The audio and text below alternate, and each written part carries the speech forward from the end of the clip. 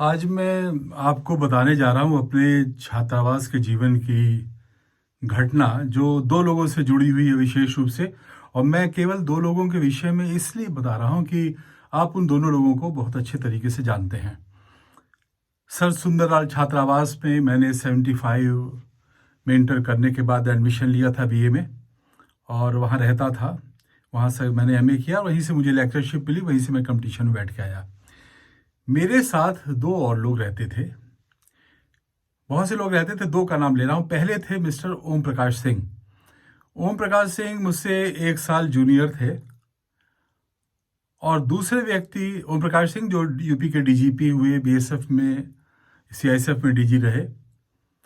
और दूसरे व्यक्ति थे पंडित इंदु प्रकाश मिश्र। इंदु प्रकाश मिश्र जी को आप लोग प्रतिदिन इंडिया टीवी पे देखते हैं, वो भविष्यवाचक हैं। वो मेरे साथ के थे। तो इंदु प्रकाश मिश्रा मेरे बैच के थे और ओम प्रकाश सिंह मुझसे 1 साल जूनियर थे। और एक और व्यक्ति का मैं नाम लेता हूं, मेरे साथ थे, वो कई साल, 4 साल 5 साल जूनियर थे, अनिल मिश्रा। 3 लोगों का नाम इसलिए लेता हूं। अनिल मिश्रा को बारे में भी जो आईएएस के एस्पिरेंट्स हैं वो लोग जरूर जानते होंगे, क्योंकि वो अकेले ऐसे शख्स हैं जो हम लोग के संज्ञान में हैं, हमारे हॉस्टल से हैं, जिनके 4 बेटे बेटियां थे, जिसमें 3 आईएएस और आईपीएस हुए और 1 आईएएस अलाइड में, डिफेंस सर्विसेज में, चारों बच्चे। और बहुत ही सीमित संसाधन में उन्होंने बच्चों को पढ़ाया। और वो आईएएस पीसीएस में बैठे नहीं, क्यों नहीं बैठे वो भी बताऊंगा मैं। पिता के प्रति उनका एक कर्तव्य था, उसको निभाने के लिए। तो सबसे पहले बताता हूं मैं आपको पंडित इंदु प्रकाश मिश्र के बारे में। इंदु प्रकाश मिश्रा जी ने बीए में हम लोग के साथ थे और बहुत वाकपटु थे वे। और उस समय से भी चूंकि बाबा जो थे वो कर्मकांडी ब्राह्मण थे, तो उनको पूजा पाठ के विधानों की बहुत जानकारी थी और वो स्टोन पे बड़ी स्टडी करते थे। पढ़ाई में उनको मेरे ख्याल से बहुत कम इंटरेस्ट रहता था। वो जब एग्जामिनेशन होता था उसी के समय वो 4-6 दिन उनके हाथ में मैं किताब देखता था। अदरवाइज वो केवल स्टोन्स के बारे में, नक्षत्रों के बारे में ये सब अपना बोलते थे। तो हम लोग उससे बहुत घबराते थे कि ये, हम लोग गए थे पढ़ने के लिए छात्रावास में और वो पढ़ाई की बात करते नहीं थे। तो हम लोग उनसे बहुत घबराते थे कि ये आ गए हैं पंडित जी, अब ये पढ़ने नहीं देंगे, अपनी बातें करेंगे नक्षत्रों के बारे में, स्टोन्स के बारे में। उनको, उनकी जो सबसे बड़ी विशेषता कि वहां पे इलाहाबाद विश्वविद्यालय में वाद विवाद प्रतियोगिताएं हर छात्रावास करते थे, डेलीगेसी करती थी। उसमें हर छात्रावास का पार्टिसिपेशन एक अच्छी बात मानी जाती थी कि हम लोग किसी कार्यक्रम में पार्टिसिपेट ना करें, कोई शील्ड लेकर ना आए, प्राइज लेकर ना आए, तो हमारी बेइज्जती है। तो मैं भी वाद विवाद में रहता था प्रतियोगिता में। चूंकि पढ़ाई में डिस्टर्बेंस होता था, इसलिए अपने को मैं विड्रॉ कर रहा था। तो उस समय हमको 2 व्यक्ति मिले। पहले इंदु प्रकाश मिश्र जो बहुत वाकपटु थे, और दूसरा व्यक्ति थे अम्बरीश सक्सेना, एक और थे, वो पायनियर में रिपोर्टर हुए। बाद में फिर वो बनारस में था तो मेरे संपर्क में रहे, उसके बाद वो संपर्क में नहीं आए। ये 2 व्यक्ति थे जो कि पढ़ाई में इंटरेस्ट नहीं लेते थे। और कहीं हम लोग को मालूम चलता था कि वहां भाई वाद विवाद प्रतियोगिता, और ऐसा होता था कि नोटिस बोर्ड पे चिपक जाता था कि इस हॉस्टल में आज इस विषय पर वाद विवाद प्रतियोगिता है। और कभी कभी विषय भी नहीं बताया जाता था, एक्सटेम्पोर विषय दिया जाता था, इस पे वाद विवाद प्रतियोगिता में आना है। तो हम लोग सुबह सुबह देखते थे, भाई नोटिस बोर्ड में चिपका हुआ है, चलो ताराचंद हॉस्टल में या जीएन झा में या पीसीबी में, डायमंड जुबली में कहीं वाद विवाद प्रतियोगिता है। तो साइकिल वहां पे उसमें 25 पैसे घंटे की साइकिल मिलती थी किराए पे, हम लोग साइकिल लेते थे किराए की। और इंदु प्रकाश मिश्रा को, कमलेश मिश्रा एक और व्यक्ति थे, और कई व्यक्ति थे, कमलेश मिश्रा का भी नाम लेना चाहूंगा, वो भी मुझसे 1 साल जूनियर थे और बहुत मजेदार व्यक्ति थे। और उन्होंने एमए इकोनॉमिक्स, वो भी पढ़ाई में बहुत इंटरेस्ट नहीं लेते थे। उनकी स्थिति भी बताऊंगा, कमलेश के बारे में भी बताऊंगा आपको मैं। वो और उन्होंने, ये सब लोग बड़े नामचीन है। कमलेश मिश्र ने 4-5 विश्वविद्यालय बड़े बड़े, जैसे GT Goenka world class institute, और विश्वविद्यालय, अभी एक गुरुकुल कोई सोनीपत में, इस तरीके से उन्होंने बहुत विश्वविद्यालय स्टैब्लिश किए। और इसमें एडवाइजर है council, economic council of India में। और 12-14 साल अमेरिका रहे वो, वहाँ प्रोफेसर थे बॉस्टन यूनिवर्सिटी में। उनके बारे में तो कमलेश मिश्रा जो थे वो साइकिल पे बैठाते थे इंदु प्रकाश को, और मैं बैठाता था अम्बरीश सक्सेना को आगे। और हम लोग रास्ते में बातें करते कि भाई इस विषय पे हो सकता है, इस विषय पे हो सकता है, और पहुंचते थे। और मुझे आश्चर्य होता है बताने में आपको कि ऑलमोस्ट हर जगह दोनों फर्स्ट प्राइज लेकर आते थे। वाद विवाद में एक पक्ष एक विपक्ष होता था, एक फॉर द टॉपिक, एक अगेंस्ट द टॉपिक। तो दोनों में कभी इंदु प्रकाश मिश्रा, कभी ये दोनों आपस में मिलकर सेट करते थे कौन विपक्ष में बोलेगा। जनरली इंदु प्रकाश मिश्रा जो थे विपक्ष में बोलते थे और अमरीश सक्सेना पक्ष में बोलते थे। तो दोनों लोग हम लोग शील्ड लेकर, फिर साइकिल से हम लोग कहीं कहीं कप मिलता था, कहीं शील्ड मिलती थी, कहीं कार्ड मिलता था, हम लोग साइकिल से आते थे। तो हॉस्टल में जश्न होता था। तो जो सीनियर हम लोग थे वो समोसा मंगाते थे, बंद मक्खन मंगाते थे खूब ज्यादा संख्या में। हमारे गणपत और राम खिलावन चपरासी थे, कोई एक रहते थे, बुजुर्ग थे, वो लोग जाके लेके आते थे, जश्न मनाया जाता भाई ये शील्ड लेकर आए हैं। तो ये तो हुए इंदु प्रकाश मिश्रा। दूसरे मैं आपको बताता हूँ ओम प्रकाश सिंह के बारे में। ओम प्रकाश सिंह स्टूडियस थे, पढ़ने वाले थे, बिहार से आए थे इंटर करके, और पढ़ाई में मन लगाते थे। ये बहुत चुलबुले टाइप के थे, इनको शैतानियां बहुत आती थी। शैतानियां जैसे कोई सीनियर को परेशान करना हो तो ओम प्रकाश सिंह नया नया एक आइडिया लेके आ जाते थे। हमारे हॉस्टल में कुछ हम लोग के साथी थे, वो उनसे हम लोग मजाक इसलिए करते थे कि नाराज नहीं होते थे। जिसमें एक राजीव शर्मा जी हमारे थे, साथ में हमारी बैच के थे, वो बाद में वाइस प्रेसिडेंट हुए एयरटेल के। तो उनका भी बताने लायक इतिहास है। हमारे छात्रावास की बड़ी बड़ी विभूतियां रही हैं, तो वो भी एक ऐतिहासिक व्यक्ति हैं और उनके बारे में बताऊंगा। तो ओम प्रकाश सिंह जो थे ये शैतानियां और खुराफात करते थे। तो एक हमारे किसी मित्र का बर्थडे था, और उस बर्थडे में के दिन हम लोग चाहते थे भाई हमको वो खिलाएं पिलाएं ले चल के। तो उन्होंने कुछ खिलाया पिलाया नहीं, तो हम लोग काफी दुखी थे, और दिन में वो गायब हो गए। उसी के एक दिन पहले उन्होंने एक अपना कार्ड हम लोग को दिखाया था। उस कार्ड में किसी लड़की ने उनको प्रेजेंट किया था, और बड़ा वो डेकोरेटिव कार्ड था, उसमें आर्टिस्टिक एक घोड़े का मुंह बना हुआ था। तो ये लोगों ने, उन्होंने मित्र ने दिखाया भी, देखो हमको ये कार्ड मिला है, किसी गर्लफ्रेंड ने दिया है, और हम लोग तो नाराज थे कि हमको खिला पिला नहीं रहे, बर्थडे में वो कार्ड दिखा रहे हैं, वो भी लड़की का किसी दिया हुआ। तो हम लोगों ने शुरू कर, घोड़ा तुमको घोड़ा समझती है, घोड़ा क्या, गधा कहना शुरू कर, तुमको गधा की तरह ये ट्रीट कर रही है। अब वो नाराज हुए फिर कि तुम लोग बदतमीज हो, और कह के वो चले गए। हम लोग बैठे रहे, और फिर वो इतने नाराज हो गए, दिन में गायब हो गए। हम लोग बड़े परेशान कि भाई आए नहीं यार, उनका बर्थडे है, हम लोग कुछ एंजॉय करें। रात में 11-12 बजे लोग प्रतीक्षा कर रहे थे, वो 11-12 बजे आए, कहीं पार्टी उटी करके अपने दोस्तों में। हम लोगों को नहीं कुछ खिलाया, उन्होंने नाराज हो गए थे। तो ओपी सिंह और इंदु प्रकाश मिश्रा, ये लोग शैतान लोग क्या किए कि एक गधा ले आए। वो हम यूनिवर्सिटी रोड पे गधे रहते थे, वो दो भी पीछे रहते थे यूनिवर्सिटी रोड के, पीसीबी और एसएसएल हॉस्टल के बीच में। तो ये लोग कहीं से गधा पकड़ के लिया, पता नहीं कैसे पकड़ के लाए, और गधे को पकड़ के उसको उन्होंने उनके कमरे में बांध दिया, उसमें लिख दिया हैप्पी बर्थडे। और वो आए सज्जन 12 बजे, उन्होंने जो गधे पे लात मारी और मारी गुस्से में, वो गधा चिल्लाने लगा ढेचू ढेचू। पूरे हॉस्टल के लोग जो नहीं भी जगे थे वो जग गए। तो ये शैतानी थी इन लोगों की, इंदु प्रकाश मिश्रा और ओपी सिंह की। ये इसलिए बता रहा हूँ कि ये सब जीवन के बड़े अभूतपूर्व घटनाएं हैं, जो कभी हम लोग सोच नहीं सकते हैं कि अब कोई करेगा। और इतना हम लोग का प्रेम भाव था कि हम लोग नाराज, दूसरे दिन फिर वो दोस्ती हो जाती थी, नाराज सॉरी सॉरी हम लोग कह के माफी मांग लेते थे एक दूसरे से, और फिर हम लोग अपना प्रेम भाव रहता था। तो तीसरे व्यक्ति मैं आपको बता रहा था कमलेश मिश्रा के बारे में। कमलेश मिश्रा की ये स्थिति थी कि ये भी बीए करके एमए इकोनॉमिक्स करने आए थे, और मैसूर से पढ़ के आए थे। इनका पढ़ाई में बिल्कुल मन नहीं लगता था। ये भी एग्जामिनेशन के 3-4 दिन पहले किताब कोई ले आते थे, उसको पढ़ते थे। एक बार इनका पेपर था एमए का, और सुबह 7:30 शायद क्लास, वो एग्जामिनेशन शुरू हो जाता था। तो हम लोग रात में पढ़ते थे, देर में पढ़ के उठते थे। तो सुबह इनके कमरे के सामने हम लोग आए, देखा इनका कमरा बंद है अंदर से। तो हम लोग का ये गया नहीं अभी, क्या बंद है या कोई कैसे, अकेला सिंगल रहता था। तो हम लोगों ने दरवाजा ढकेला तो दरवाजा खुला था। देखा भाई साहब ये कमलेश जी लेटे हुए सो रहे हैं। टाइम देखा हम लोगों ने, लगभग 8 बज गया था, 8, सवा 8 सोने वाला था। तो हमने पूछा कमलेश तुम्हारा पेपर था आज शायद? बोले हाँ हाँ। उठे, अरे तो छूट गया। तो अब ये पेपर छूट गया ना, मतलब फेल हो गया, 1 साल खराब हो गया। सवा घंटा हो गया था।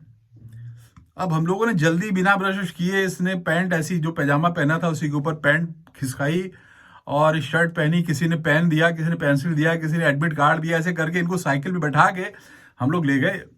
पीछे से और साइकिल हम लोग लेके लोग, जो भी जिसके पास बहुत से, रात में हम लोग जब साइकिल लेके जाते थे फिल्म वगैरह देने, तो साइकिल रात में लौटाते नहीं थे, दुकान बंद हो जाती थी, तो साइकिल हॉस्टल में खड़ी रहती थी। वो जिसकी साइकिल पाई हम लोग उठा के गए और वहां पहुंचे। वहां हुआ सा अभी तो 1.5 घंटा होने वाला है, अभी एंट्री नहीं होगी।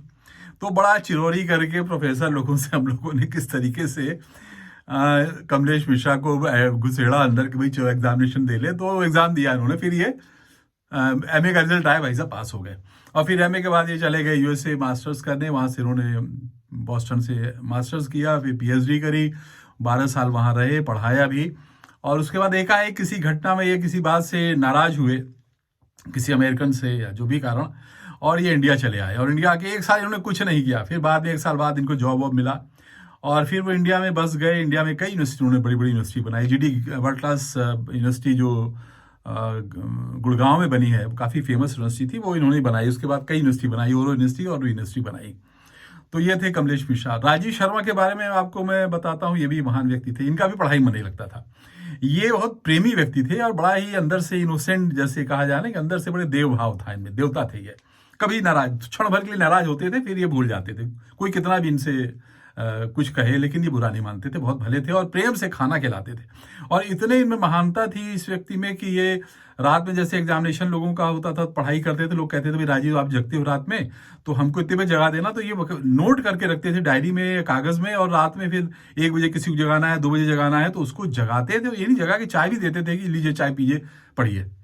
तो बहुत जेनरस व्यक्ति राजीव शर्मा थे। और लेकिन पढ़ने में उनका मन नहीं लगता था। दोस्ती, घूमना, यारी, यही, और अच्छी अच्छी फैशन, नई नई चीज़ें लेकर आ जाते थे और हम लोग को दिखाते थे, देखो ये सेंट है, ये फोम है। पहली बार उन्होंने हम लोग को शेविंग फोम दिखाया था लाके, देखो ये शेविंग फोम होता है, ऐसे लगाया जाता है। तो हम लोग शैतानियाँ करते थे, जब कुछ लाते थे तो हम लोग शैतानियाँ तो करते थे। बहुत चीज़ें बताएं, बहुत समय लगेगा। तो राजीव शर्मा जो थे, इन्होंने पढ़ा लिखा नहीं बहुत अच्छा, और ये मुझे मिले तो इन्होंने किसी ब्लो प्लास कंपनी में ये सेल्स रिप्रेजेंटेटिव बन गए। एमबीए इन्होंने कहीं से कर लिया और बन गए। तो बहुत ज़्यादा ये बहुत ब्राइट हम लोगों को लगा नहीं फ्यूचर की, नहीं आईएएस पीसीएस में भी नहीं बैठे। उसके बाद हम लोग फिर भूल गए, हम लोग अपने नौकरी के कंपटीशन में लगे रहे। बहुत साल बाद मैं बॉम्बे गया था, सनम एल्बम मेरा टी सीरीज से आ रहा था, उसका मैं रिकॉर्डिंग कर रहा था, म्यूजिक बना रहा, कंपोज कर रहा था, और वहीं यूपी टी सीरीज के गेस्ट हाउस में रुका था। तो मुझे, मैं फ़ोन से बात करता था, मुझे ओपी सिंह से बात हुई। ओम प्रकाश उस समय कहीं डीआईजी आईजी थे। तो ओम प्रकाश ने कहा क्या कर रहे हैं? हमने कहा एल्बम बना रहे हैं टी सीरीज का एक। तो उन्होंने कहा बॉम्बे में? कहा, कहे तो राजीव शर्मा है। हमने कहा क्या कर रहा है? करे वो तो बड़ी हैवी चीज़ हो गया है। हमने क्या हो गया? कि वो उस समय क्विक एक्स करके कुछ आता था, जो कि ऑटोमेटिक मशीन थी, और जो फिल्मों की रील होती थी उसको धोती थी, उसका क्यूएसएस। अब जो हमारे साथ के लोग हो जानते हो, क्यूएसएस कंपनी आई थी। पहले रील होती थी, वो बंद रेड रूम किया जाता था, लाल रोशनी होती थी, कमरा अंधेरा होता था, उसमें फिल्मों की रील को धोया जाता था। बड़ा समय लगता था, फिर उसको सुखाने के लिए टांग दिया जाता था। जो क्यूएसएस आया, जापानीज कंपनी शायद थी, क्यूएसएस आया, इसने ऑटोमेटिक रील डालते थे और सब वो धुल के प्रिंट निकल आते थे, और हर साइज जितनी बड़ी फोटो चाहिए, फोटो के प्रिंट भी निकल आते थे। तो उस कंपनी ने इंडिया में स्टैब्लिश किया है बड़े बड़े फिल्म पोस्टर बनाने हैं, 100-200 फीट बाई 100 फीट के, और नए नए शुरू हुए थे। और फिल्मों के पहले पोस्टर जो थे वो कागज के या प्रिंट करके लगाए जाते थे। जो क्यूएसएस आया तो उसमें इस फिल्म बनती थी और पीछे से लाइट जलाई जाती थी, उसमें एकदम फिल्म की तरह वो बड़े बड़े पोस्टर दिखते थे। तो उसका इनको इंडिया का हेड बना के भेजा गया था। तो मैंने फ़ोन किया राजीव शर्मा को, राजीव शर्मा, मैं रमेश मिश्रा बोल रहा हूँ। अरे तुम कहाँ? मैंने कहा यहाँ आया हूँ। बोले अच्छा, मैं शाम को आता हूँ। तो शाम को राजीव शर्मा अपनी बड़ी कार, उस समय कोई बड़ी कार थी, कंटेसा थी या होंडा थी, उससे कार से आए वो। और शोफर, बॉम्बे में हैट लगा के ड्राइवर है तो शोफर है, बहुत हैवी चीज़ होता है, बड़ा माना जाता है, हम लोग बड़े उसको अच्छा समझते थे। तो राजीव शर्मा जी ने कहा, यहाँ कहाँ रुके हो तुम? एकदम सड़े गेस्ट हाउस में। हमने कहा ये अच्छा तो है, एयर कंडीशन कमरा है। अरे छोड़ो यार, तुम कहाँ रुके हो? और बैठा के मुझे ले चलो घर चलो। और मुझे जो घर ले गए, वो बीच के बगल में इनका घर था, फ्लैट था, 12वें-14 मंजिल पे। इनके सामने कुलभूषण खोरबंदा रहते थे, और उधर बड़े बड़े हीरो हीरोइन सब उसमें रहते थे, महंगा फ्लैट था। तो इन्होंने मुझे बताया कि देखो रमेश, तुम लोग मीडियोकर रह गए, और तुम ये पीसीएस आईएएस के चक्कर में लगे रहे, कुछ नहीं कर पाए। देखो मेरा ये 75,000 का फ्लैट है मेरा, और ये बगल में ये रहते हैं, ये देखो, व्यू देखो। तो रात भर मुझे बड़ा प्रेम से उन्होंने खिलाया पिलाया। फिर रात में 1:30-2 बजे मुझे उन्होंने छोड़ा। तो राजीव शर्मा मुझे बड़ा अच्छा लगा। मैंने कहा चलिए, हम लोग जिसको सोचते थे कि ये दोस्त हमारा कुछ नहीं कर पाया, वो इतनी बड़ी पोस्ट पे पहुंच गया। फिर उसके बाद मुझे एक बार ओम प्रकाश सिंह उनके कांटेक्ट में रहते थे, हमेशा दोस्त थे अच्छे। तो मैं लखनऊ में था, मुझे ओम प्रकाश ने फ़ोन किया कि मिश्रा जी, वो राजीव शर्मा आ गए दिल्ली में। हमने कहा वहाँ कहाँ? क्या वो वाइस प्रेसिडेंट हो गए हैं या प्रेसिडेंट हो गए हैं एयरटेल के ब्रॉडबैंड के। तो भाई मैं बड़ा इंप्रेस हुआ, फिर मैंने उनसे संपर्क किया, बड़ा मुझे मज़ा आया, बहुत बड़ा ऑफिस था, बड़ा ठाठ था। तो ये थे राजीव शर्मा। और जो व्यक्ति छूट गए वो अमरीश सक्सेना थे, वो भी काफ़ी वाकपटु थे, डिबेट में अच्छे बोलते थे। मैं बनारस पोस्टेड था जब एसडीएम चकिया था, तो उस समय मेरे संपर्क में आए वो, और उस समय पायनियर में चीफ रिपोर्टर होते थे इंग्लिश एडिशन में। उसके बाद मेरे संपर्क में नहीं आए और पता नहीं चला। बनारस में एक और व्यक्ति, ये तो मेरे हॉस्टल के थे, बनारस में एक और व्यक्ति मेरे साथ थे, रवि शेखर, उन संपर्क में आए, वो कैमरामैन थे और बॉम्बे वो गए थे। अब बॉम्बे जाके गिनोडिया एक फिल्म लैब थी, उसमें काम करते थे और बहुत अच्छे फोटोग्राफर थे, बड़े बड़े फिल्म, मैंने ओम पुरी जी से उनको इंट्रोड्यूस कराया था। उसके बाद उन्होंने फिल्मों में बहुत बड़े बड़े काम किए थे और इस समय शायद मुझे बहुत साल, 30-35 साल बाद मुझको नोएडा मिल गए। मैं गया था 18 चैनल में कुछ इंटरव्यू देने, न्यूज़ 18 में, तो उसमें मुझे मैंने उनको बुलवाया, मिले मुझसे रवि शेखर। तो इसमें दिल्ली में वो किसी इंस्टीट्यूट में कैमरा और फोटोग्राफी का टीचर है, प्रोफेसर है। तो ये तो मेरे मित्रों की बारे में मैंने बताया जो कि फिल्म लाइन से अलग थे। और आज ये मैं यहीं पर अपनी बात केवल इसलिए समाप्त करता हूँ कि भाग्य जो है सबसे बड़ा होता है। प्रयास हम लोग करते हैं, लेकिन भाग्य अगर हमारे साथ नहीं है तो वो प्रयास हमारे निष्फल होते हैं। और भाग्य साथ होता है तो बिना प्रयास के सब कुछ मिल जाता है। उसका जो ज्वलंत उदाहरण मैं देता हूँ वो कमलेश था। कमलेश पढ़ते नहीं थे, लेकिन कमलेश ने ऊंचाइयों को पाया है। राजीव शर्मा के बारे में हम सोच नहीं सकते कि राजीव शर्मा इस ऊंचाई पर पहुंचेंगे। और केवल एक वो उनमें जो अच्छाई हम लोग देखते थे कि वो जेनरस थे, बहुत सेवा भाव था, बहुत प्रेमी व्यक्ति थे, हृदय के बड़े स्वच्छ थे। अच्छा, मैं एक और नाम भूल गया था, अनिल मिश्रा, जो हमारे हॉस्टल में थे। अनिल मिश्रा पीसीएस और आईएएस में बहुत पढ़ने में अच्छे थे, यूपी में पोजीशन भी उनकी आई थी, जो वो जूनियर थे, मैंने उनकी रैगिंग की थी। तो बहुत इम्प्रेस हम लोग होते थे कि गांव से, प्रतापगढ़ से पढ़ के आए थे, यूपी में उनकी रैंकिंग थी। और वो, मैं सोचता था कि हम लोग ये आईएएस पीसीएस बैठेंगे, हो जाएंगे। हम हॉस्टल छोड़ के चले गए जब, तो बाद में मालूम चला कि अनिल मिश्रा पीसीएस आईएएस में बैठे नहीं। बहुत साल बाद मुझे वो लखनऊ में टकराए। मैंने कहा भाई तुम बैठे नहीं पीसीएस? कहे कि मजबूरी थी सर, पिताजी गांव में थे और मैंने सोचा कि अब मैं बन जाऊंगा तो उनको देख नहीं पाऊंगा। वो टीचर थे, रिटायर होके गांव में, बोले हम रहेंगे। तो मैंने वहीं पे एक लोकल ग्रामीण बैंक में पोस्ट ज्वाइन कर ली थी और बाद में फिर वो उस पर मैनेजर हुए। 2 कमरे के मकान में लालगंज में रहते थे और उसमें उनके 4 बच्चे थे, 3 बेटे, 2 बेटी 2 बेटे। उसी 2 कमरे में वो चारपाई तखत रख के बच्चों को पढ़ाते थे, बच्चे पढ़े। उनका बड़ा बेटा जो था वो एक गार्जियन की तरह उसने नीचे वाले 3 भाई बहनों को देखा। तो जो पहला वाला वो डिफेंस सर्विसेज में आईएएस राइड में हुआ, डिफेंस में इसमें बड़ी पोजीशन पे दिल्ली में है। दूसरा बेटा उनका आईएएस, तीसरी बेटी आईपीएस, चौथी बेटी आईएएस। तो 2 बेटे बेटी उनके आईएएस, एक बेटी आईपीएस, एक बेटा इंडियन डिफेंस सर्विसेज में आईएएस अलाइड में। तो ये होता है पुण्य, जो ईश्वर पुण्यात्मा को भी वरदान देता है और ध्यान रखता है। तो अनिल मिश्रा उसके उदाहरण है कि पुण्यात्मा थे, पिता के लिए उन्होंने सेक्रीफाइस की लाइफ, और बहुत ही सीमित संसाधनों में जो उनके बच्चों ने योग्यता दिखाई, जो प्राप्ति की, वो ईश्वर की कृपा है, उसके अलावा कुछ नहीं। उनका प्रयास भी होगा लेकिन ईश्वर की बहुत बड़ी कृपा है। तो मैं खाली आपको इन उदाहरणों को इसलिए दे रहा हूं कि हम लोगों को कभी भी किसी वैभव से घमंड नहीं करना चाहिए। कोई शक्ति हमारे हाथ में मिल जाती है, पद मिल जाता है, हमको घमंड नहीं करना चाहिए।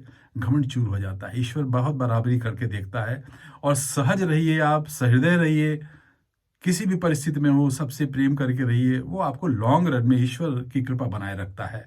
इन्हीं शब्दों के साथ मैं अपनी बात समाप्त करता हूँ। जय हिंद।